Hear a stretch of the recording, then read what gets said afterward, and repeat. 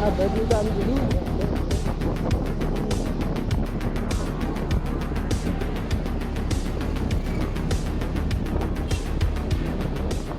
Di tengah percaturan politik nasional dan internasional yang serba tidak pasti dan mengkhawatirkan, menarik rasanya jika kita membahas satu tokoh revolusioner yang menjadi salah satu bapak rakyat Indonesia. Bagaimana tidak, tokoh ini yang pertama kali membawa frase Republik Indonesia ke tatanan internasional, jauh sebelum Soekarno dan Hatta memproklamirkan bangsa Indonesia. Tokoh ini selalu berada di bawah tanah dan di balik layar. Namanya sama seperti kisah hidupnya, terlupakan dan kesepian. Namun memang bukan untuk dikenal ia memperjuangkan nasib bangsanya. Meski ia terbilang berjuang sendirian untuk memerdekakan Indonesia, dari mulai menulis buku, membentuk kesatuan massa, ikut langsung bertempur untuk mengusir penjajah, sampai akhirnya harus diasingkan, dipenjara berkali-kali, sampai menjadi buronan internasional. Dalam masa pelariannya, tokoh ini punya lebih dari 20 nama samaran, ikut dalam pergerakan massa di berbagai negara, sebutlah China, Filipina, Thailand, Vietnam, bahkan Singapura. Dalam masa pelariannya juga tokoh ini bolak-balik ikut dan berpidato dalam forum internasional untuk meminta dukungan kemerdekaan bangsa. Atas kecerdasan dan kelihayannya berbahasa, namanya sampai dikenal di petinggi komunis internasional dan berakhir menjadi daftar hitam Interpol dari negara-negara kolonial seperti Amerika, Inggris, Prancis, dan Belanda. Nama yang menjadi buronan para polisi internasional namun sekaligus menjadi idola bagi para pejuang awal kemerdekaan Indonesia adalah Tan Malaka. Sebab dalam menjalankan perjuangannya, Tan Malaka tidak mendengar kata kompromi. Baginya memperjuangkan kemerdekaan harus total 100% dan begitu juga dalam mempertahankan kemerdekaan.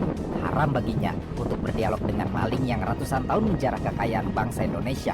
Namun, atas keyakinannya ini Tan Malaka yang seluruh hidupnya dihabiskan untuk memperjuangkan bangsa Indonesia harus mati oleh timah panas dari tangan bangsanya sendiri. Maka untuk mengetahui bagaimana kehidupan Tan Malaka yang berjuang mati-matian sampai harus dibuang dan menjadi buronan internasional, namun setelah bangsanya yang diperjuangkan merdeka dan dalam pergolakan revolusi bangsa, Tan Malaka dikorbankan dalam eksekusi yang dilakukan tentara. Untuk tahu itu semua, kita harus lebih dahulu mendalami pikiran dan kisah hidup Tan Malaka sedari ia baru dilahirkan.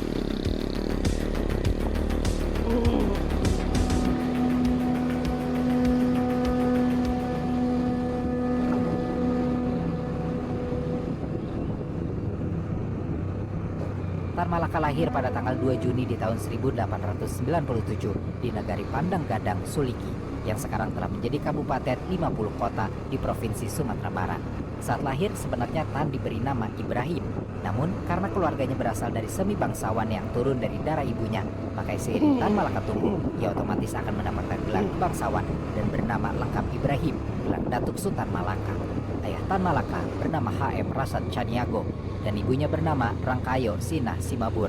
Ibu Tan Malaka adalah seorang putri dari tokoh terpandang di kampungnya dan ayah Tan Malaka adalah seorang mantri kesehatan yang pernah bekerja untuk pemerintah daerah setempat dan mendapatkan gaji beberapa puluh gulden setiap bulannya. Di kantornya ayah Tan Malaka termasuk pegawai biasa-biasa saja. Tan Malaka lahir dalam lingkungan keluarga yang menganut agama secara puritan, yang taat pada perintah Allah serta senantiasa menjalankan ajaran Islam dengan sangat taat dan sesuai syariat. Sejak kecil, Tan Malaka dididik oleh tuntunan Islam secara ketat, yang mana ini sebenarnya suatu hal yang lazim dalam tradisi masyarakat Minangkabau yang amat religius. Di tahun 1902, saat usianya 5 tahun, Tan Malaka sudah tinggal di surau atau masjid kecil di kampungnya dan tumbuh bersama anak-anak sebayanya. Di surau itu, selain mempelajari ilmu agama, Tan Malaka juga mempelajari bela diri pencaksilat. Di surau ini jugalah Tan Malaka sudah menampakkan bakatnya sebagai seorang anak yang cerdas, periang, dan berkemauan keras. Dari tempaan agama yang dilakukan orang tuanya menyebabkan Tan Malaka sudah hafal Al-Quran sejak kecil dan ia pun dapat menafsirkannya karena di usianya yang belum menginjak 10 tahun Tan Malaka sudah mampu berbahasa Arab. Di usianya yang ke-11 tahun, Tan Malaka pun mendaftarkan diri ke Quick School, sekolah calon guru di Fort de Knock, sekarang bernama Kota Bukit Tinggi. Selama menjadi murid Quick School, Tan Malaka sangat menikmatinya karena di sana terdapat fasilitas lengkap dan sangat memadai serta sistem sekolahnya pun menerapkan disiplin tinggi yang memang sudah menjadi gaya hidup Tan Malaka sejak kecil. Di Quick School, Tan Malaka sangat senang mempelajari pelajaran bahasa Belanda dan salah satu guru Belanda yang juga menjabat direktur 2 di Quick School bernama G.H. Horensma mengetahui bakatnya dalam berbahasa memotivasi Tan Malaka agar kelak jadi guru bahasa Belanda. Dalam hal olahraga, Tan Malaka juga dikenal sebagai anak yang sangat jago bermain sepak bola.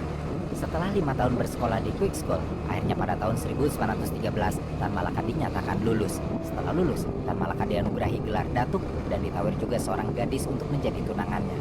Namun, Tan Malaka dalam gairahnya yang masih ingin menempuh pendidikan hanya mau menerima gelar datuknya saja dan menolak tawaran gadis yang akan menjadi tunangannya. Di tahun 1913 pun, Tan Malaka resmi menerima gelar datuk dalam sebuah upacara tradisional, sehingga nama Tan Malaka yang pertamanya hanya bernama Ibrahim menjadi memiliki nama lengkap Sultan Ibrahim Gilang Datuk Tan Malaka. Selain mendapatkan gelar kebangsawanan, Tan Malaka yang cerdas dan menjadi bintang di kampungnya pun dianggap sebagai aset kampung yang harus didukung pendidikannya.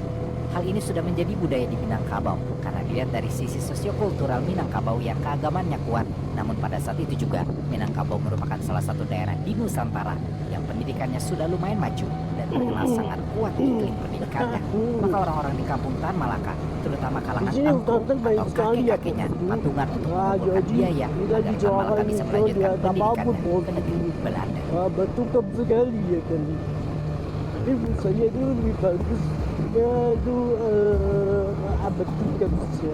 Setelah biaya itu terkumpul, Tan Malaka pun dibantu oleh gurunya Horensma untuk mendaftar ke sekolah Belanda. Dan akhirnya Tan Malaka pun diterima di Rijkswijk School, sekolah kejuruan guru kerajaan di kota Haarlem, Belanda. Horensma pun ikut mengusahakan tempat yang efektif dan strategis untuk belajar bagi Tan Malaka di Belanda. Selain itu, Horensma juga yang mengurus dana perjalanan dan belajar Tan Malaka di Haarlem. Pada tahun 1908 di usianya ke-17 tahun, Tan Malaka berangkat dari Minang ke Belanda dan sesampainya di kota Haarlem, Tan Malaka belajar banyak mengenai filsafat ekonomi dan ilmu-ilmu sosial yang saat itu memang sedang berkembang dan digandrungi oleh pelajar-pelajar di Eropa. Arus perkembangan ekonomi dan sosial di Eropa ini disebabkan oleh arus panjang dari revolusi industri yang dimulai dari tahun 1750 sampai tahun 1850 yang dampaknya masih terasa di akhir abad ke-19 dan awal abad ke-20. Mengapa dampaknya masih terus dibicarakan pada tahun-tahun tersebut? Karena selain perkembangan teknologi dunia yang memang berkembang sangat pesat, dari penemuan baterai, kapal uap, telegraf, telepon, mobil hingga pesawat terbang, tetapi di sisi lain, dampak sosial yang terjadi sangat memprihatinkan. Mulai dari harga-harga barang yang jatuh drastis, banyak usaha kecil menengah yang bangkrut, serta upah buruh yang menjadi sangat murah. Dan dampak dari itu semua terjadilah kesenjangan sosial antara pengusaha dan buruh. Fenomena ekonomi dan sosial yang berkembang begitu cepat di Eropa itulah yang membakar semangat Tan Malaka untuk semakin giat belajar kendati situasi keamanan di Eropa, khususnya di Belanda, sangat rawan karena Perang Dunia I yang sudah akan pecah. Maka Tan Malaka pun melakukan penyesuaian yang ekstra, karena selain harus menyesuaikan diri sebagai orang kampung dari negeri jajahan yang datang ke negeri penjajahnya, Tan Malaka juga harus berjuang menghadapi dinginnya iklim negara Eropa yang tidak bersahabat dengannya. Dalam waktu singkat, ketidaksesuaian iklim tersebut membuat kesehatan Tan Malaka merosot dan menyerang paru-parunya. Dalam autobiografi yang Tan Malaka tulis dalam bukunya yang berjudul Dari Penjara ke Penjara, Tan Malaka menuturkan bahwa 3 bulan sebelum ujian guru, Tan Malaka jatuh sakit pleuritis atau radang selaput dada pada tahun 1915. Sejak saat itu, Tan Malaka tidak pernah 100% sehat. Ditambah saat di Belanda, Tan Malaka tinggal di sebuah kamar sewaan, di kamar loteng yang sempit dan gelap, dan makanannya pun jauh dari kata sehat. Serta saat di Belanda, Tan Malaka enggan mengenakan jaket tebal, sehingga pada tahun 1916 kesehatannya semakin parah, dan dokter pun didatangkan untuk mengobati sakitnya. Dengan surat keterangan dari dokter tersebut, Tan Malaka diizinkan mengikuti ujian oleh direktur Rijkswijk School. Namun sayang, Tan Malaka tidak berhasil lulus di semua mata kuliahnya. Malah keadaannya semakin memburuk. Sementara itu hutangnya semakin menumpuk. Selama Tan Malaka berada di Belanda, ia banyak bergaul, dan dari pergaulannya terutama dengan keluarga induk semangnya, sebuah keluarga buruh yang hidup agak kekurangan, membuatnya semakin respek pada perjuangan buruh, di samping bacaannya sendiri tentang perkembangan dunia saat itu. Sementara itu, fenomena ketimpangan sosial yang terjadi di Eropa disambut dengan lahirnya pemikiran baru yang ditawarkan oleh para filsafat ekonomi dan politik, yakni ideologi sosialisme dan komunisme yang menawarkan keadilan bagi para buruh dan kaum tertindas. Ideologi itu semakin berkembang setelah kesuksesan revolusi Bolshevik pada tahun 1917 di Rusia yang sangat menginspirasi gagasan komunisme. Hal itu membuat Tan Malaka semakin penasaran dengan gagasan komunisme dan melap habis buku Karl Marx, Friedrich Engels, Vladimir Lenin, dan lain-lain yang pada intinya menawarkan kesetaraan hak ekonomi bagi masyarakat. Apa yang dialami Tan Malaka di Belanda sangat mempengaruhi perkembangan pemikirannya. Di sana, Tan Malaka juga mulai mendatangi diskusi-diskusi perdebatan tentang perjuangan pembebasan bangsa tertindas. Dan di satu diskusi, Tan Malaka bertemu dengan Snoeck Grundy, seorang profesor besar dari Jerman yang sudah lama di Belanda. Dari pertemuan ini, Tan Malaka ditawarkan untuk menjadi guru untuk anak-anak Belanda, dan tawaran ini pun membuat bimbang Tan Malaka untuk melanjutkan pendidikannya. Hanya saja Tan Malaka teringat perjuangan engku-engku di kampungnya dan perjuangan Guru Horensma dalam memberangkatkannya ke Belanda. Mengingat hal itu, ia pun mengurungkan niat menerima tawaran guru dari Snow. Dan diskusi-diskusi tentang ideologi dan pembebasan itu pula, pada tahun 1917, Tan Malaka bertemu dengan Suwardi Suryaningrat, yang sekarang dikenal sebagai Ki Hajar Dewantara, yang memintanya untuk mewakili Indis Vereniging dalam Kongres Pemuda Indonesia dan Pelajar Ideologi di Deventer, Belanda. Di tahun itu, Suwardi Suryaningrat lah yang menjadi ketua Indis Vereniging atau National Indis Party. Namun, dari semua pertemuan dengan tokoh-tokoh pergerakan yang Tan Malaka temui dari diskusi-diskusi di Belanda, yang paling membuat Tan Malaka terkesan adalah pertemuannya dengan tokoh-tokoh komunis Belanda seperti Henk Snifflet dan Wezing saat diskusi politik serta perjuangan kelas. Kebetulan dalam pertemuannya dengan Snifflet baru saja pulang dari Hindia Belanda, tanah asal Tan Malaka. Dan di Hindia Belanda, Snifflet bercerita bahwa dirinya telah mendirikan Indis Social Democratische Vereniging atau ISDV atau Perkumpulan Sosial Demokrasi Hindia yang nantinya menjadi cikal bakal Partai Komunis Indonesia. Dari pertemuan-pertemuan dan diskusi yang diikuti Tan Malaka, lambat laun keinginan membebaskan dan memerdekakan bangsanya dari jajahan Belanda pun muncul. Selain itu, setelah mengenyam pendidikan di Belanda selama 6 tahun dan dalam 6 tahun itu juga pergulatannya dalam diskusi dan buku-buku kiri semakin membentuk kepercayaan Tan Malaka ke ideologi sosialisme dan komunisme. Akhirnya pada tahun 1919 datang tawaran dari Dr. Johnson, pendiri sekolah Senembah di perkebunan buruh kontrak di Tanjung Morawa, Delhi. Tawaran dari Dr. Johnson adalah meminta Tan Malaka menjadi guru di sekolah yang didirikannya, dan Tan Malaka juga akan disamakan statusnya dengan guru Eropa. Nah, Tan Malaka memenuhi kualifikasi seorang guru Eropa, terdorong melunasi hutangnya dengan guru Horensma, serta pertimbangan dapat mengajar anak bangsanya sendiri. Tan Malaka dengan senang hati menerima tawaran tersebut. Maka setelah lulus sekolah di Belanda pada bulan November di tahun 1919, pulanglah Tan Malaka ke Indonesia dengan arah pelayaran ke Sumatera Timur.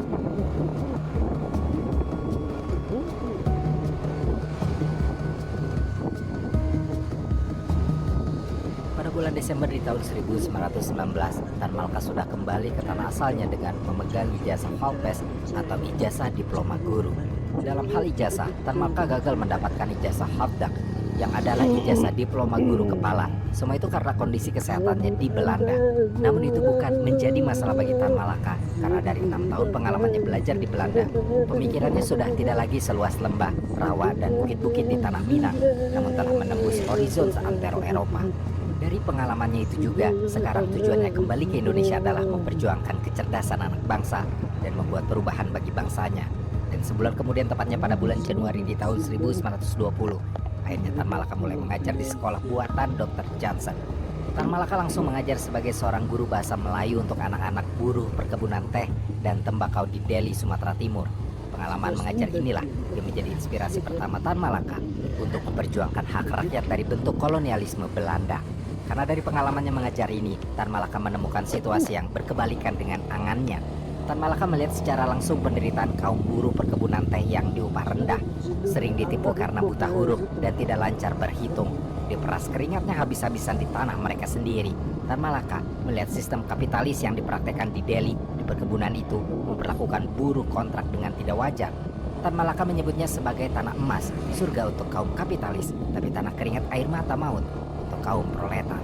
Mereka mengadakan perjudian dan pelacuran sehingga sistem kapitalis itu membelenggu dan melilit para kuli kontrak yang pasrah pada nasib yang buruk, tidak berdaya dan tidak ada yang membela.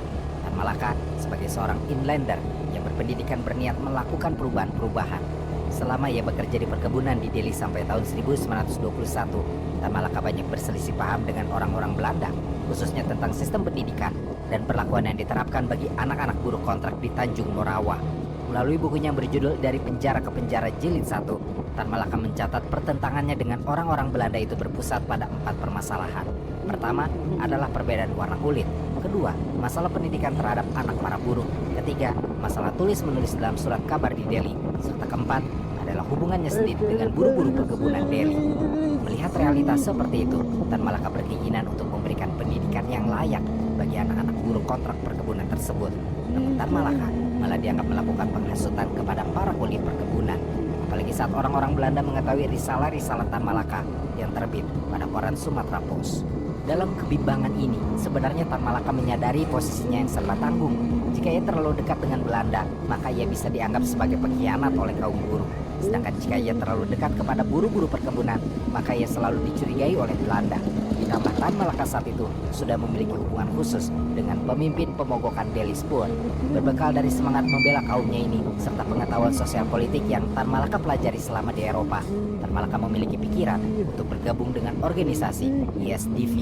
ISDV sendiri sebetulnya adalah organisasi bentukan para anggota partai buruh yang bermukim di wilayah Hindia Belanda. Pergerakan organisasi ISDV ini berbasis ideologi Marxisme yang pada intinya memperjuangkan hak kepemilikan tanah dan alat produksi kepada rakyat agar tidak dimonopoli oleh kaum pemilik modal dan kolonial asing. Belanda sampai-sampai merekrut para tentara dan pelaut Belanda untuk angkat senjata melawan para komandan mereka sendiri.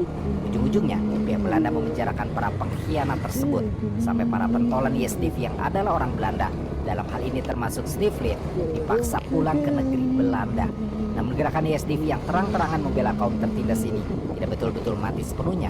Dalam proses bentrokan ISDV dengan pemerintah Belanda itu pun, ISDV sempat mendapatkan simpati para pemuda muslim di Serikat Islam, khususnya Serikat Islam Cabang Surabaya dan Solo, yang pada saat itu Serikat Islam Cabang Surabayanya dipimpin oleh Semaum dan Serikat Islam Cabang Solonya dipimpin oleh Darsono. Lambat laun, gerakan ISDV ini semakin beralih dari organisasi orang Belanda pembela hak pribumi menjadi didominasi oleh kaum pribumi muslim. Sampai pada akhirnya di tahun 1920, ISDV resmi berganti nama menjadi Perkumpulan Komunis di Hindia. Akhirnya pada bulan Februari di tahun 1921, Tan Malaka memutuskan untuk meninggalkan Delhi untuk memulai perjuangannya ke tanah Jawa. Setibanya di Jawa, Tan Malaka mampir ke rumah guru Horensma di Jakarta yang sudah naik pangkat menjadi Inspektur Sekolah Rendah Indonesia. Melihat kedatangan murid kesayangannya, Horensma langsung menawari Tan Malaka pekerjaan di Jakarta. Namun, tawaran dari Horensma untuk menjadi pegawai di Jakarta ditolak Tan Malaka. Dalam penolakannya tersebut, Tan Malaka menyampaikan bahwa dirinya tidak akan tetap melanjutkan niatnya untuk membuat perguruan.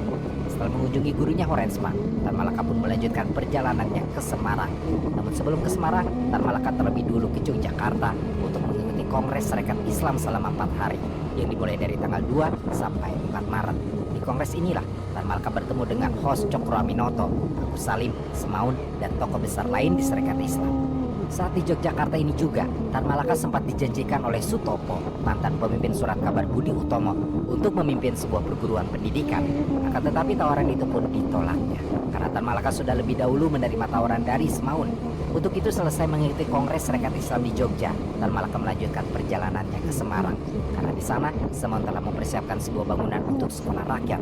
Menurut Noriaki Oshikawa, salah seorang profesor di Daito Bunkai University yang juga meneliti kehidupan Tan Malaka, membenarkan hal tersebut. Karena dalam satu artikel panjangnya di Kompas yang berjudul Tan Malaka berpikir tentang nasib gagasan politik, mengatakan di Semarang lah Tan Malaka mendirikan sekolah rakyat yang mulanya diperuntukkan bagi anak-anak Serikat Islam di Semarang. Tercatat, anak didik Tan Malaka di angkatan pertama sudah mendapatkan murid sebanyak 50 orang. Dalam sebuah brosur kecil yaitu tentang Serikat Islam Semarang dan Underwich, Tan Malaka menguraikan dasar dan tujuan perguruan yang hendak dibangunnya dan caranya mencapai tujuan tersebut. Tujuan perguruan tersebut adalah mendidik murid tidak untuk menjadi juru tulis seperti tujuannya sekolah government, melainkan selain untuk mencari nafkah untuk diri dan keluarganya, juga untuk membantu rakyat dalam pergerakannya. Pelan namun pasti, progresivitas sekolah model Tan Malaka cepat berkembang. Banyak permintaan dari luar Semarang untuk mendirikan cabang sekolahan. Melihat banyaknya permintaan untuk membangun sekolahan dan kurangnya tenaga pengajar, akhirnya Tan Malaka membuka pendidikan kelas khusus bagi anak-anak kelas 5 yang dipersiapkan menjadi guru nantinya. Setelah dirasa tenaga pendidik mencukupi, akhirnya Tan Malaka membangun sekolah di Bandung yang mampu menampung kurang lebih 300-an murid. Bangunan ini merupakan bangunan sekolah yang kedua yang dananya diperoleh dari bantuan anggota-anggota Serikat Islam. Di Semarang, Tan Malaka ternyata tidak hanya menyibukkan diri hanya dengan mengajar dan mencerdaskan rakyat saja, namun juga ikut berjuang di Serikat Pekerja Buruh di seluruh Jawa, mulai dari Serikat Buruh Tambang Minyak, rel kereta, sampai Serikat Percetakan. Semuanya diikuti oleh Tan Malaka agar hak para buruh dapat dibela oleh orang-orang terdidik. Namun sayangnya, kolaborasi antara Serikat Islam dengan Partai Komunis Hindia tidak berjalan harmonis karena banyak anggota Serikat Islam, terutama gerbong dari Agus Salim, berpikir bahwa pandangan politik sosialis dan komunis tidak selaras dengan syariat Islam. Sementara itu, Tan Malaka sendiri berpendapat bahwa hal itu tidak perlu dipersoalkan. Perbedaan pandangan ini pun tidak juga terjembatani. Akhirnya pada Kongres Serikat Islam ke-6 memutuskan untuk Partai Komunis Hindia keluar sepenuhnya dari kepengurusan Serikat Islam. setelah menjadi organisasi mandiri, Partai Komunis Hindia menunjuk Samoen sebagai ketua. Dalam masa kepemimpinannya, Samoen cenderung mengambil langkah hati-hati dan menghindari konflik dengan pemerintahan kolonial. Sementara itu, Tan Malaka adalah orang yang cenderung lebih provokatif dan frontal dalam melawan Belanda. Sampai akhirnya ketika Samoen harus meninggalkan Nusantara untuk menghadiri konferensi buruh internasional di Moskow, Tan Malaka punya kesempatan untuk mengambil alih kepemimpinan partai. Gaya kepemimpinan Tan Malaka pun sangat berbeda dengan Samoen. Dalam mengarahkan partai, Tan Malaka cenderung mengambil jalur ke arah radikal dan tegas kepada penjajah Belanda. Tak lama setelah mengarahkan partai ke arah yang lebih berani berkonfrontasi, di penghujung tahun 1921, akhirnya Tan Malaka memimpin gerakan aksi demonstrasi para buruh dan pedagang kios Pegadaian. Dari keberhasilan aksi ini, Tan Malaka berhasil mengambil kepercayaan masyarakat, terutama kaum pekerja, bahwa Partai Komunis Hindia adalah mitra sejati kaum pekerja dan bersedia untuk membantu melawan penindasan terhadap pekerja. Nah, bagi Tan Malaka, karena dari demonstrasinya lama-kelamaan, pemerintah kolonial Belanda merasakan juga dampak dari kepemimpinan Tan Malaka yang sudah membuat situasi bisnis para kolonial kacau di mana-mana. Sampai akhirnya, pemerintah kolonial Belanda pun memberikan perintah untuk penangkapan Tan Malaka.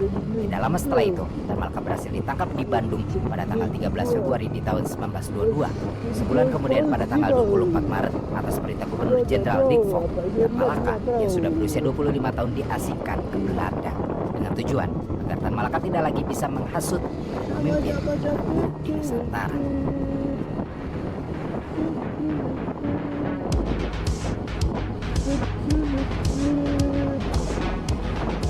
Dalam masa pengasingan inilah petualangan yang sebenarnya dari Tan Malaka dimulai.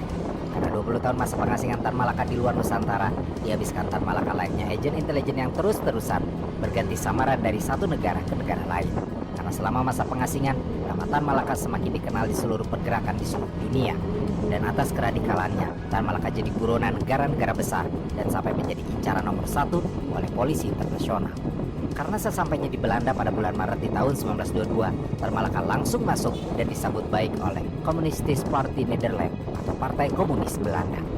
Atas kecerdasan dan penguasaannya mengenai teori Marxisme Komunisme, di tahun itu juga saat ada pemilihan umum di Belanda, Partai Komunis Belanda langsung memasukkan Tan Malaka menjadi kandidat ketiga untuk duduk di parlemen Belanda.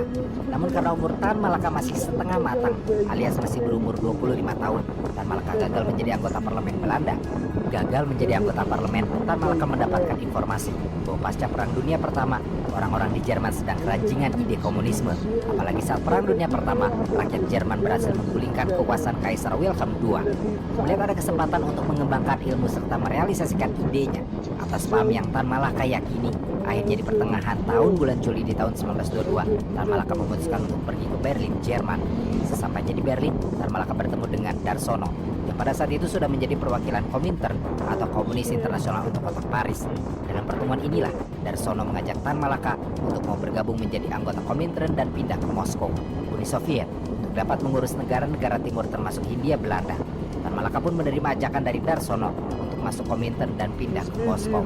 Sebelum keberangkatan Tan Malaka ke Moskow, Darsono juga tahu ada Muhammad Hatta yang juga sedang berada di Hamburg, Jerman. Tidak lama, Darsono pun mengirimkan surat berisi pesan singkat ke Hatta untuk memberitahukan bahwa Tan Malaka sedang berada di Berlin, dan jika Bung Hatta ada waktu, datanglah melancong ke Berlin. Mengetahui isi dari pesan singkat Darsono yang mengatakan Tan Malaka sedang ada di Berlin, sehari kemudian Hatta berangkat ke Berlin. Dalam pertemuan inilah Hatta menanyakan kepastian Tan Malaka dalam kepindahannya ke Moskow dan menanyakan arti diktator proletariat yang dicita-citakan oleh Soviet. Tan Malaka hanya menjawab bahwa yang ia yakini hanya kaum buruh jadi perintis jalan menegakkan keadilan menuju sosialisme dan komunisme. Tan Malaka, Darsono, dan Bung Hatta pun 5 hari lamanya saling bertukar gagasan dan pikiran. Setelah 5 hari itu selesai, Bung Hatta kembali ke Hamburg, sedangkan Tan Malaka kembali berpetualang dan berangkat ke Moskow.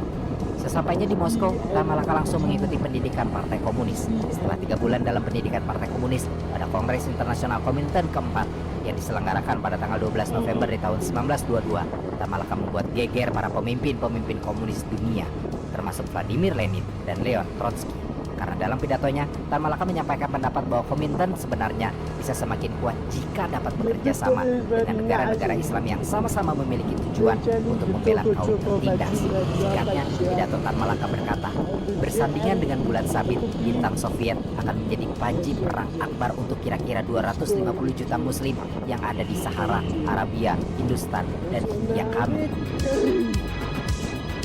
Dalam Kongres Kuomintang ini mengusulkan untuk pertama kali agar sebuah konferensi buruh angkutan di negara-negara Pasifik diadakan di timur jauh. Terpilihlah kota Canton yang sekarang adalah kota Guangzhou di China untuk menjadi penyelenggara konferensi berikutnya. Untuk memastikan kelancaran di China, pemimpin tertinggi Kuomintang yang mengetahui kecerdasan dan pemahaman komunisme serta kepandaian Tan Malaka dalam berbahasa pada tahun 1923 menugaskan Tan Malaka menjadi agen Kuomintang di Asia Tenggara yang bermarkas di Canton, China. Dan disinilah Tan Malaka sebagai wakil Kuomintang untuk Asia Tenggara bertemu dengan salah satu revolusioner besar Asia, Sun Yat-sen, yang dari buku-buku dan teori-teorinya Bung Karno dapat merumuskan Pancasila. Di Canton, Tan Malaka menyusun sebuah risalah masa depan bagi Hindia Belanda yang dia bukukan dengan judul Naar de Republiek Indonesia atau Menuju Republik Indonesia. Buku yang disusun pada tahun 1924 ini menjadi tulisan pertama yang menuliskan frase Republik Indonesia yang mengacu pada perjuangan kemerdekaan Hindia Belanda dari kolonialisme. Buku ini pun tak lupa Tan Malaka kirimkan khusus ke Bung Hatta di Belanda. Buku ini berisi analisis Tan Malaka terhadap kancah politik dunia pada saat itu dan juga gagasan awal bagaimana perjuangan menuju negara bernama Indonesia itu direalisasikan. Dalam buku ini juga Tan Malaka berhasil menganalisis sekaligus meramalkan dengan cepat bahwa tidak lama lagi persaingan kekuatan ekonomi antara Jepang dan Amerika akan berujung pada meletusnya perang di Pasifik, di mana situasi kekacauan itu bisa jadi kesempatan bagi Indonesia untuk melakukan revolusi untuk melawan Belanda.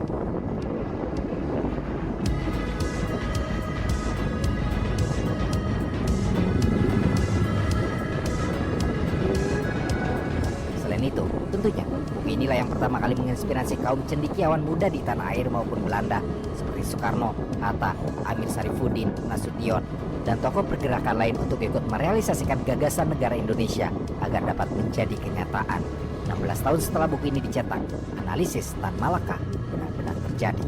Perang Pasifik menjadi bagian dalam rangkaian Perang Dunia Kedua, sekaligus menjadi peluang bagi Bung Karno, Hatta, Syahrir, dan yang lainnya untuk memproklamasikan kemerdekaan Indonesia.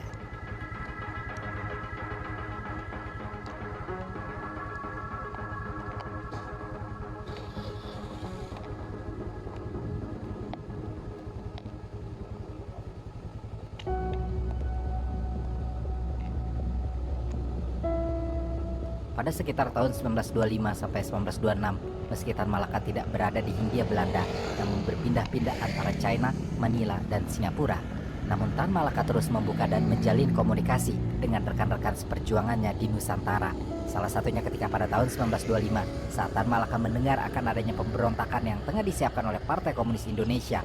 Mengetahui kondisi sosial dan perjuangan di Nusantara masih belum sebesar di Uni Soviet, Tan Malaka tidak sepakat dengan rencana pemberontakan tersebut.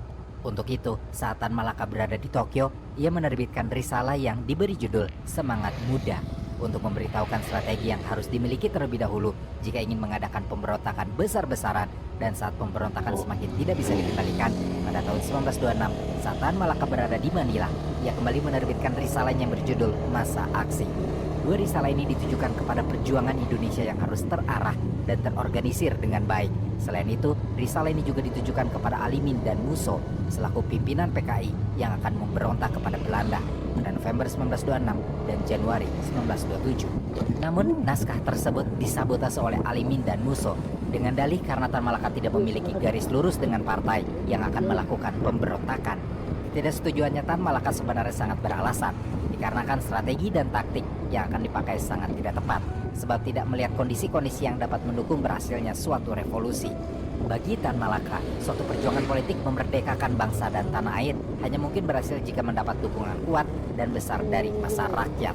Dengan demikian, diperlukan persatuan serta kerjasama yang kuat dari semua kekuatan yang ada dan relevan dalam masyarakatnya. Arti yang lebih luas dari pokok pikiran massa akti bahwa dalam sebuah gerakan revolusioner harus terkoordinasi secara rapi. Koordinasi tak akan terbentuk tanpa adanya persatuan antar kekuatan dan antar elemen, sedangkan persatuan tidak akan tercapai jika masing-masing organisasi dan partai kekuatan mendahulukan kepentingan golongan yang bersifat sepihak. Sehingga dengan koordinasi tersebut, pola yang ditonjolkan adalah gerakan serentak untuk melumpuhkan. Koordinasi mempunyai peran sebagai kontrol sekaligus tali busur sebagai tenaga pendorong panah revolusioner. Untuk mencapai keadaan tersebut, hal pertama adalah dengan mengkondisikan massa. Artinya, membebaskan massa dari pikiran-pikiran primordial serta apatis lewat jalan pendidikan, menariknya ke dalam organisasi-organisasi patriotik. Selain itu, di bukunya Bima Satria Putra yang berjudul Perang Tidak Akan Dimenangkan, menginformasikan bahwa Tan Malaka menyampaikan dari Manila bahwa rencana pemberontakan tersebut tidak siap, bahwa keputusan yang diambil di Prambanan bertentangan dengan aturan Komintern. Rencana pemberontakan ini pun sudah diketahui lebih dahulu oleh pemerintah kolonial. Banyak pesan rahasia dan pengirimnya sudah diketahui oleh polisi kolonial. Selain itu, banyak juga anggota PKI yang sudah ditangkap sebelum pemberontakan terjadi. Mata-mata pemerintah Hindia Belanda di Singapura mengetahui bahwa Alimin dan Musso telah memesan senjata ke Filipina. Semuanya berjumlah 2.000 pistol, dengan masing-masing 500 ditujukan ke Surabaya, 300 ke Aceh, dan sisanya ke Medan. Sementara di Manila, ada 2.000 pistol dalam pesanan untuk dikirim ke Padang. Karena Tan Malaka tidak mendukung pemberontakan dan merasa dikhianati, Tan Malaka menolak menerima peralihan senjata yang dibiarkan menumpuk di Tanjung Pagar, Malaya, yang niatnya akan diteruskan ke Hindia. Dan seperti apa yang sudah diperingatkan Tan Malaka, pemberontakan PKI pada penghujung tahun 1926 itu pun tidak maksimal dan berujung gagal. Semua pemimpin PKI diasingkan dan partainya benar-benar dihancurkan oleh pemerintah kolonial Belanda. Namun dalam pemberontakan itu ada beberapa andaian. Anggaplah Tan Malaka membantu mengkoordinasikan senjata-senjata tersebut dan sampai di Hindia Belanda. Karena mengingat besarnya jumlah pesanan senjata tersebut, bisa jadi pemberontakan ini mempunyai alur sejarah yang lain. Namun setelah kejadian pemberontakan yang dilakukan PKI itu dapat dihancurkan dengan cepat oleh pemerintah kolonial, dan otomatis di Indonesia tidak ada lagi partai yang beraliran kiri. Setahun kemudian, tepatnya pada bulan Juli pada tahun 1927, saat Tan Malaka berada di Bangkok, Thailand, Tan Malaka mendirikan Partai Republik Indonesia. Meski Tan Malaka menjalankan partai ini dari jauh, namun Tan Malaka berhasil mendirikan perwakilan di berbagai daerah di Indonesia dengan bantuan rekan-rekan anggota PKI yang masih ada di Indonesia. Selain itu juga pada tahun 1927, dia banyak menuliskan risalah-risalah untuk meninjau kegagalan pemberontakan PKI dan menganalisis apa yang harus disiapkan untuk perjuangan ke depan. Di antaranya menulis Manifesto Bangkok, Pari dan Internasional, Pari dan PKI, juga menulis Pari dan Nasionaliste. Setelah lama tinggal di Bangkok, pada tahun 1932, Tan Malaka kembali pindah ke Singapura, dan di Singapura inilah Tan Malaka lumayan menetap lama, dan perkirakan Tan Malaka menetap selama 10 tahun sampai pada tahun 1942.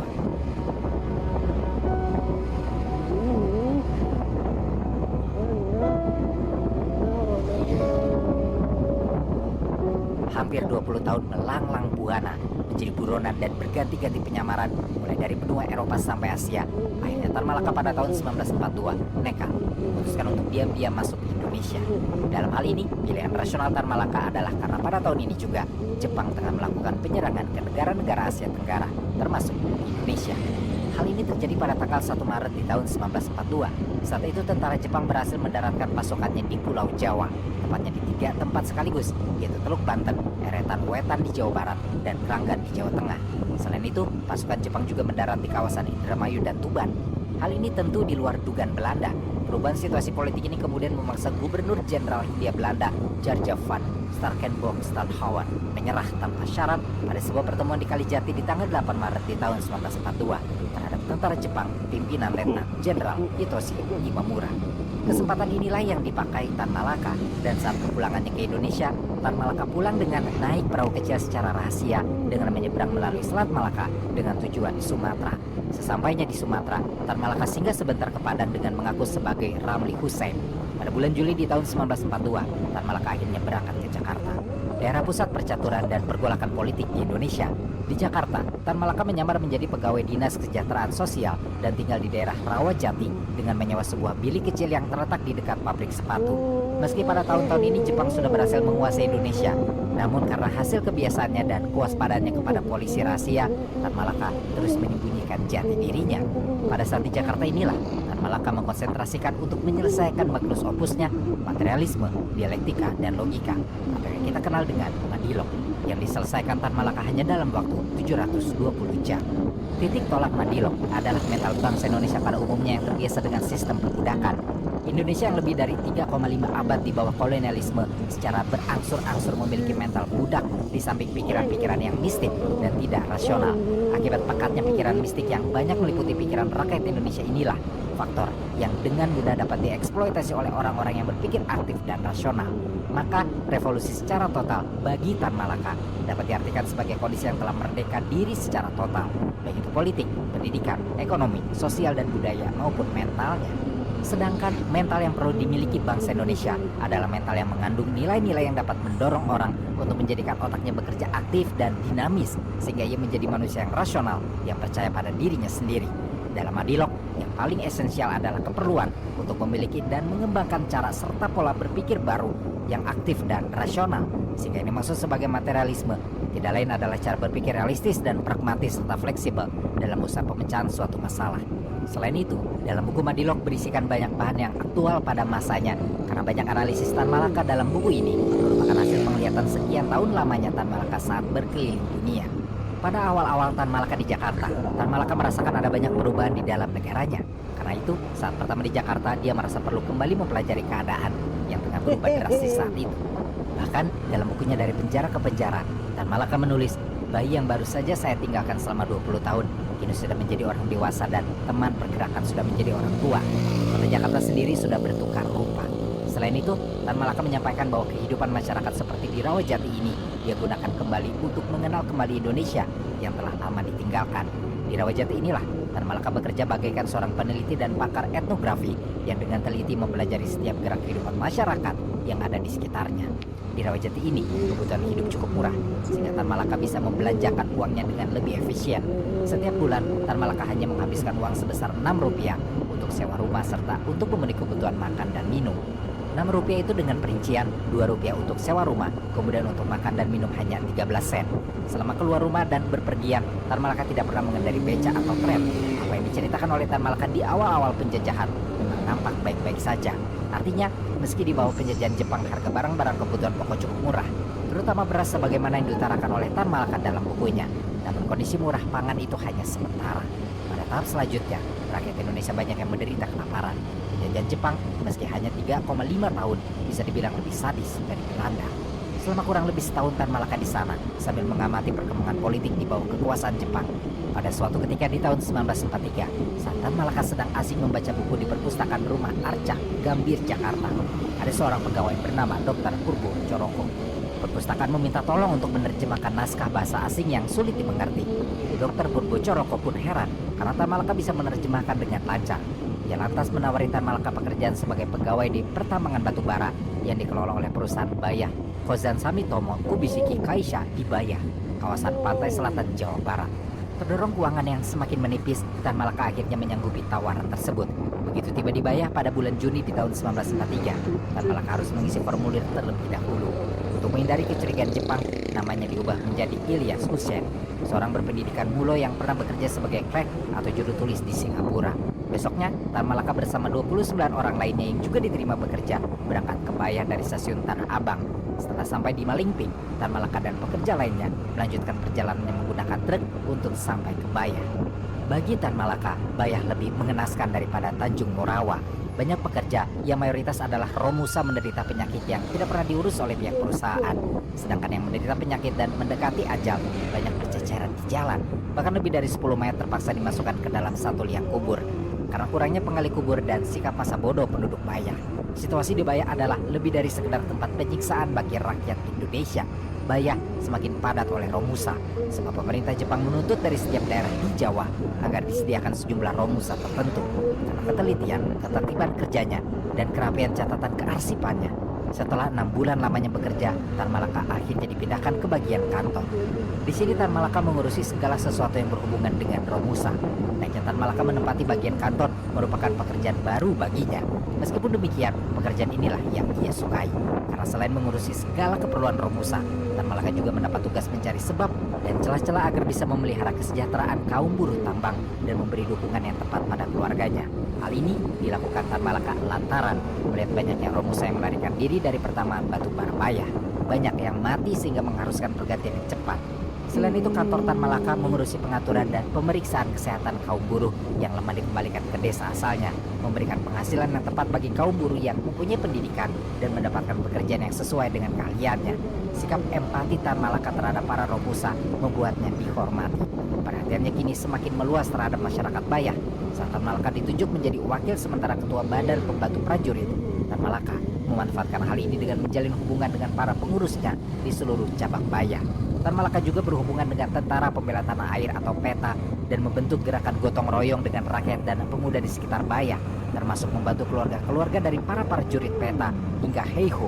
Selain itu, Tan Malaka juga mengadakan dapur umum, kebun sayur, orkestra, sampai mendirikan klub sepak bola dan sandiwara yang bernama Partai Selatan. Semua hal yang dilakukan Tan Malaka ini adalah upaya memperbaiki keadaan para Romusa dan masyarakat tani di Bayah. Memasuki tahun 1944, para pekerja Romusa sibuk membangun jalur kereta api sepanjang 89 km dari Seketu di Pandeglang menuju tambang batubara di Bayah, Banten Selatan. Tidak lama tersiar kabar bahwa Bayah akan kedatangan dua bung besar, ini Bung Karno dan Bung Hatta. Tan Malaka yang dalam kondisi ini menyamar dengan memakai nama Ilyas Hussein terpilih untuk menyambut keduanya bersama beberapa pegawai lainnya. Awal tahun 1944, benar saja dua bung besar itu datang ke Bayah. Bung Karno seperti biasa berpidato dan dalam catatannya Tan Malaka menuliskan isi pidato Bung Karno jadi jauh berbeda dengan yang sering didengarnya dalam rapat raksasa, radio maupun surat kabar. Setelah kedua bung besar itu selesai berpidato, panitia penyambutan mempersilahkan hadirin untuk bertanya. Saat Tan Malaka sedang menyiapkan kue dan minuman, terdengar jawaban-jawaban yang diisi dengan candaan kepada para penanya. Selain itu, dalam pidatonya juga Bung Karno dengan tegas menyatakan bahwa Indonesia bersama Jepang akan mengalahkan sekutu dan setelah itu Jepang akan memberikan kemerdekaan untuk Indonesia. Mendengar hal tersebut, dengan tergesa-gesa, Tan Malaka meletakkan hidangan dan mengajukan pertanyaan. Kalau saya tidak salah bahwa kemenangan terakhir Jepang akan menjamin kemerdekaan Indonesia, apakah tiada lebih tepat bahwa kemerdekaan Indonesia lah kelak yang lebih menjamin kemenangan terakhir? Bung Karno menanggapinya dengan mengatakan bahwa jika Jepang memberikan kemerdekaan sekarang juga, maka dirinya tidak akan bersedia menerima kemerdekaan itu. Tan Malaka hendak melanjutkan perdebatan, namun tidak diberikan izin untuk berbicara oleh panitia.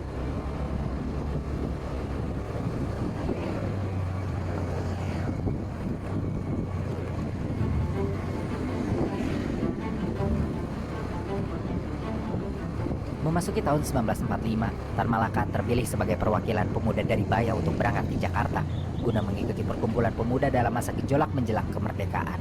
Untuk itu pada tanggal 6 Agustus di tahun 1946, Tan Malaka berangkat ke Jakarta dengan harapan akan dapat ikut berperan di tengah perkembangan merebut kemerdekaan. Sesampainya di Jakarta, Tan Malaka menemui B.M. Diah, ketua pemuda radikal yang tergabung dalam angkatan baru. Kala menemui dia, Tan Malaka masih menggunakan nama samaran Ilyas Hussein sebagai utusan pemuda dari Bayah. Dalam pertemuannya ini, Tan Malaka bermaksud mengetahui jalannya rapat organisasi pada tanggal 6 Juli sebelumnya. Selain itu, Tan Malaka juga menyatakan dukungannya terhadap gerakan pemuda. Cukup mendapatkan informasi dari Jakarta, Tan Malaka kembali ke Banten pada tanggal 8 Agustus pada tahun 1945. Sehari kemudian pada tanggal 9 Agustusnya, Tan Malaka berpidato dalam rapat rahasia perwakilan pemuda Banten. Dalam pidato ini, Tan Malaka menceritakan pengalaman revolusi di negara-negara lain. Semua ini bertujuan untuk membakar semangat para pemuda di Banten, karena Tan Malaka sudah memprediksi bahwa dalam waktu ke depan, Jepang akan mengalami kekalahan. Setelah pidato ini diyakini berhasil membakar semangat para pemuda Banten untuk mau merebut kemerdekaan. 2 hari kemudian Tan Malaka berangkat kembali ke Jakarta. Dan pada tanggal 14 Agustus di tahun 1945, dengan tetap memakai identitas Ilyas Hussein, Tan Malaka menemui Sukarni, tokoh yang dipercaya dapat menggerakkan kaum pemuda. Dalam pertemuan ini juga, Tan Malaka memberitahukan bahwa proklamasi kemerdekaan semakin dekat. Menurut Harry A. Poise, peneliti Belanda yang hampir 40 tahun meneliti kehidupan Tan Malaka, dalam salah satu bukunya yang berjudul Tan Malaka, Gerakan Kiri dan Revolusi Indonesia Jilid 1, menuliskan bahwa sepanjang pertengahan bulan Agustus tahun 1945, Tan Malaka banyak menemui para pemuda lain yang memimpin gerakan seperti Khairul Saleh, Subarjo, dan Khalid Rashidi yang merupakan aktivis pemuda Menteng 31. Selain itu juga, Tan Malaka menemui kakak beradik Anwar dan Harsono, Cokro Aminoto. Atas motivasi dan provokasi Tan Malaka jugalah para pemuda seperti Sukarni berani menculik Bung Karno dan Bung Hatta untuk segera menyatakan proklamasi kemerdekaan pada tanggal 17 Agustus tahun 1945 setelah Jepang di bumi hanguskan sekutu dan Amerika. Setelah proklamasi kemerdekaan dibacakan oleh Soekarno di rumahnya di Pegangsaan Timur, Tan Malaka terus bergerak, berjuang, dan membangun gerakan bawah tanah meski nyata-nyata sejarah tidak memberi ruang baginya untuk terlibat dalam proklamasi kemerdekaan. Namun itu bukan menjadi masalah bagi Tan Malaka. Dan untuk memperpanjang perjuangannya, Tan Malaka memulai tur keliling Jawa untuk menyampaikan kabar gembira atas merdekanya Indonesia, sekaligus membakar semangat rakyat untuk studi mempertahankan kemerdekaan sampai status kemerdekaan bangsa baru bernama Indonesia ini diakui secara internasional. Pada saat keliling Pulau Jawa ini, Tan Malaka melihat sendiri bahwa ternyata rakyat menyambut kemerdekaan ini dengan semangat yang luar biasa untuk mempertahankan tanah airnya dan sampai rela mengorbankan nyawa. Namun di sisi lain, Tan Malaka justru melihat pergerakan pemimpin negara seperti Bung Karno, Hatta, dan Sahrir cenderung lembek dan terlihat disetir oleh orang Barat. Supaya negara ini mendapat pengakuan oleh masyarakat internasional, Tan Malaka berpendapat kemerdekaan ini sudah diraih sepenuhnya dan kita tidak perlu lagi melakukan jalur perundingan apa-apa lagi, karena nanti khawatirnya isi perjanjian tersebut akan merugikan bangsa Indonesia di kemudian hari. Dalam ujung tur keliling Jawa tersebut, Tan Malaka juga sempat bergabung dalam perjuangan rakyat Surabaya untuk secara langsung berjuang mengusir tentara Belanda atau Allied Force for Netherlands East Indies yang dipimpin oleh Lord Mountbatten dan wakilnya Brigadir Aubertin Walton Sotten Malegi dalam upayanya ingin mencengkram kembali Indonesia. Setelah proklamasi kemerdekaan jugalah identitas Tan Malaka dimunculkan, sebab dalam satu memoarnya Tan Malaka menyatakan setelah kemerdekaannya dia ingin bergerak di atas tanah. Maksudnya adalah Tan Malaka ingin berkenalan dengan para tokoh pergerakan dengan menggunakan identitas nama aslinya. Maka setelah nama Tan Malaka diungkap ke publik dan sampai ke Soekarno, Soekarno langsung menyuruh Sayuti Melik untuk segera mencari Tan Malaka. Ada yang menarik dalam pertemuan Soekarno dan Tan Malaka, karena dalam pertemuan di bulan September tahun 1945 ini, pertemuan diadakan amat rahasia. Bahkan Soekarno harus meminjam rumah khusus seorang dokter yang bernama R. Soeharto. Dan dalam pertemuan itu, Soekarno meminta selama perbincangan dirinya dengan Tan Malaka, lampu-lampu di rumah harus dimatikan. Benar saja, obrolan Soekarno dan Tan Malaka memang membicarakan hal yang serius. Dan dari obrolan inilah kita mengetahui testamen politik yang isinya. Bila Soekarno-Hatta tidak berdaya lagi, pemimpin perjuangan akan diteruskan oleh Tan Malaka, Iwa Kusuma, Sahrir, dan Wongso Negoro. Selain itu juga, setelah Tan Malaka membuka identitasnya, banyak para pemimpin yang meminta saran arah perjuangan kepada Tan Malaka. Salah satunya disampaikan oleh menurut Hadi Jojo yang menyatakan bahwa Tan Malaka mengusulkan diadakan demonstrasi yang lebih besar. Aksi massa besar ini digunakan untuk mengukur seberapa besar rakyat mendukung proklamasi kemerdekaan. Ide Tan Malaka inilah yang kemudian melahirkan rapat akbar di lapangan Kikada, rapat raksasa yang dihadiri oleh ribuan rakyat Indonesia. Tan Malaka benar-benar menjadi sorotan setelah itu. Ini terbukti karena pada tanggal 23 September 1945 saat rapat digelar di rumah Ahmad Subarjo, Hatta menawari Tan Malaka untuk ikut dalam pemerintahan. Namun Tan Malaka menolak dengan menyampaikan, "Tidak, Soekarno dan Hatta sudah tepat, saya bantu dari belakang saja." Setelah penolakan ini, datang kembali tawaran sebulan kemudian. Namun sekarang tawaran itu datang dari Syahrir yang meminta Tan Malaka pada tanggal 23 Oktober tahun 1945 untuk bersedia menjadi ketua Partai Solidaritas Indonesia. Namun sama halnya dengan tawaran Hatta, tawaran Syahrir pun ditolak oleh Tan Malaka.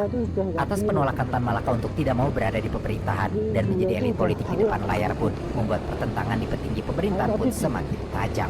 Ditambah saat itu Syahrir diangkat menjadi Perdana Menteri dan mengubah sistem politik dari presidensial ke parlementer. Atas keputusan ini, Jenderal Sudirman bergerak dan kemudian merapat ke kubu Tan Malaka untuk berjuang langsung dengan rakyat. Akibatnya muncullah fraksi-fraksi baru dalam kepemimpinan Indonesia, yaitu Soekarno-Hatta, Syahrir Amir, dan Sudirman Tan Malaka.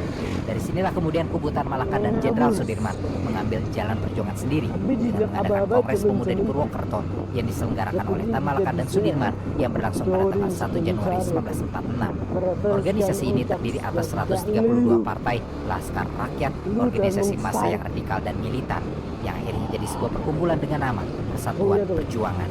Perkumpulan ini adalah sebuah manifesto dari kekecewaan rakyat Indonesia terhadap keputusan pemerintah Republik Indonesia yang pada saat itu cenderung untuk menempuh jalur perundingan untuk mendapatkan pengakuan internasional. Ironisnya, pendirian kelompok yang bertujuan untuk mempertahankan kemerdekaan inilah yang nantinya membuat Tan Malaka terbunuh oleh bangsa sendiri yang ia perjuangkan mati-matian. Sebab meski memiliki banyak dukungan dari rakyat, kepentingan para elit politik di Jakarta untuk meminimalisir konflik dengan pihak Barat terus mengintervensi perjuangan lapangan yang dilakukan oleh Tan Malaka.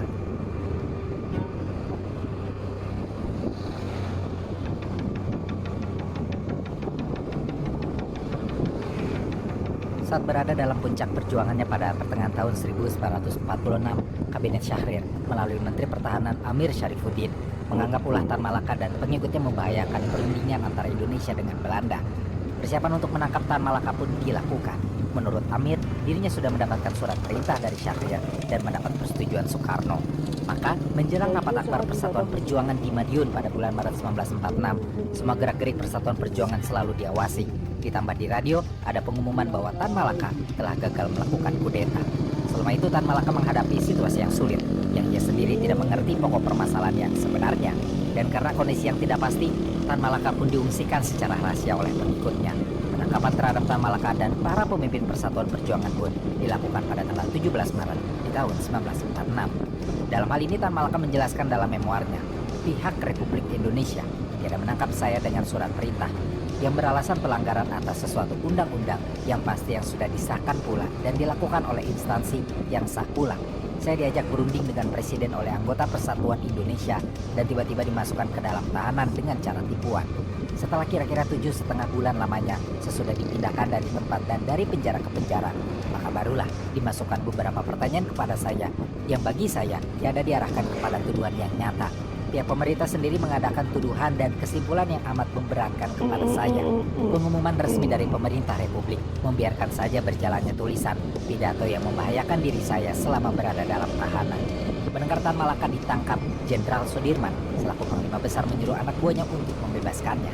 Namun pembebasan itu pun gagal karena dapat dipatahkan oleh pemerintahan Soekarno. Setelah kurang lebih selama 2 tahun di penjara tanpa proses, tepatnya pada tanggal 16 September 1948, Tan Malaka akhirnya dibebaskan dari penjara. Setelah keluar dari penjara, Tan Malaka berusaha mengumpulkan pengikutnya lagi untuk membangun kekuatan kembali. Dan bersama pengikut setianya, Soekarno, pada tanggal 7 November di Yogyakarta, Tan Malaka membentuk Partai Burba, Partai Musyawarah Rakyat Banyak. Dalam situasi saat itu, hal yang benar-benar ditakutkan Tan Malaka saat pemerintahan Indonesia melakukan perundingan benar-benar terjadi.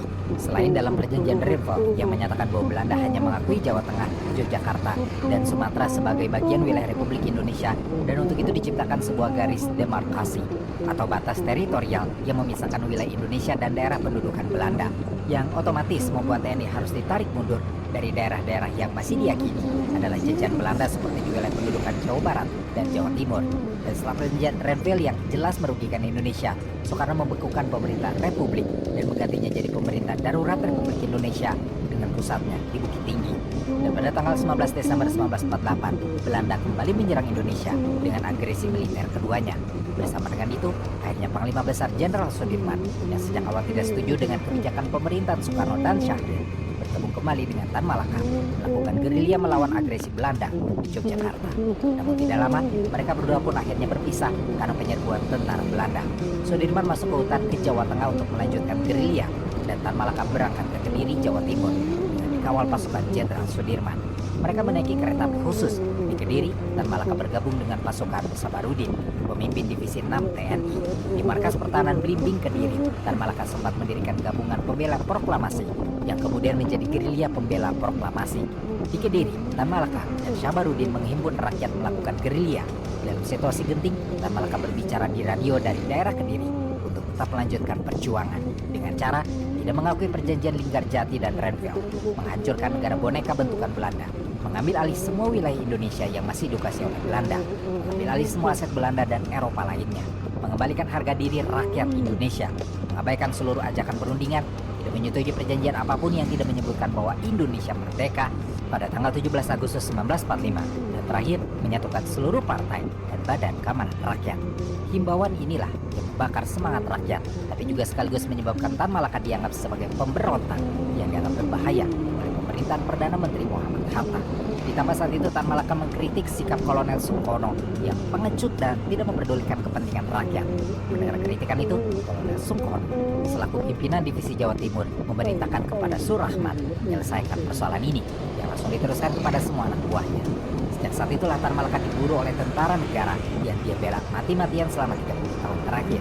Pasukan Tan Malaka yang kocar-kacir karena serangan Belanda, mereka akhirnya mundur bergerak ke arah selatan melewati Batalion Sikatan yang mana wilayah ini ada di bawah penguasaan Kolonel Soekarno. Akhirnya tepatnya pada tanggal 19 Februari tahun 1949 di Selo Panggung, Jawa Timur. Tan Malaka dan pasukannya bertemu dengan Regu Sukojo. Disinilah tragedi kematian Tan Malaka bermula. Tan Malaka mati ditembak oleh Tentara Republik Indonesia. Tan Malaka ditembak Regu Sukojo dan jenazahnya tidak diketahui keberadaannya sampai sekarang. Ada yang menyebutkan Tan Malaka dikubur secara rahasia. Ada juga yang menyebutkan mayatnya dihanyutkan di Kali Brantas. Namun atas tragedi kematian Tan Malaka membuat Hatta kemudian memberhentikan Sungkono sebagai Panglima Divisi Jawa Timur dan Surahman sebagai Komandan Brigade. 14 tahun setelah kematiannya, tepatnya pada tanggal 28 Maret 1963, Presiden Soekarno mengangkat nama Tan Malaka sebagai pahlawan nasional Indonesia. Muhammad Yamin, sejarawan dan pakar hukum Indonesia mengatakan bahwa sudah seharusnya Tan Malaka mendapat gelar tersebut karena Tan Malaka lah yang mengkonsep tentang Indonesia dan bentuk republik 20 tahun sebelum Indonesia merdeka. Dalam pembelaan Muhammad Yamin di salah satu koran, Yamin menggambarkan Tan Malaka sebagai bapak rakyat Indonesia yang tahu banyak daripada Jefferson Washington merancangkan Republik Amerika Serikat sebelum kemerdekaan tercapai, atau sebagai Rizal Bonifacio meramalkan Republik Filipina sebelum Revolusi Filipina pecah. Namun, 3 tahun kemudian, tepatnya pada tahun 1966, setahun setelah pembantaian besar-besaran atas orang-orang kiri, Soekarno turun dari jabatannya sebagai presiden dan digantikan oleh era Orde Baru.